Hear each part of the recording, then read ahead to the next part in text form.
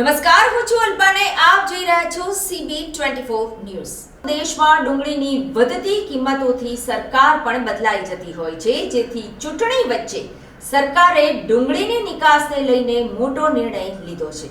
સરકારે દેશમાં ડુંગળીનો પૂરતો જથ્થો ઉપલબ્ધ કરાવ્યો છે.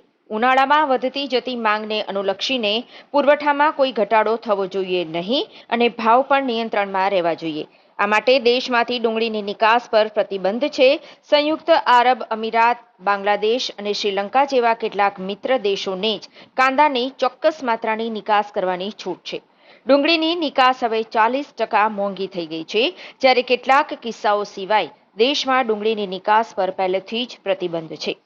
હવે નાણાં મંત્રાલયે એક નવું નોટિફિકેશન બહાર પાડ્યું છે, જે મુજબ દેશમાંથી ડુંગળીની નિકાસ પર 40% ડ્યુટી ચૂકવવી પડશે. આ નોટિફિકેશન 4 મેથી લાગુ થઈ ગયું છે. સરકારે ગયા વર્ષે ઓગસ્ટમાં ડુંગળીની નિકાસ પર 40% નિકાસ જકાત પણ લાદી હતી, જે 31 ડિસેમ્બર 2023 સુધી માન્ય હતી.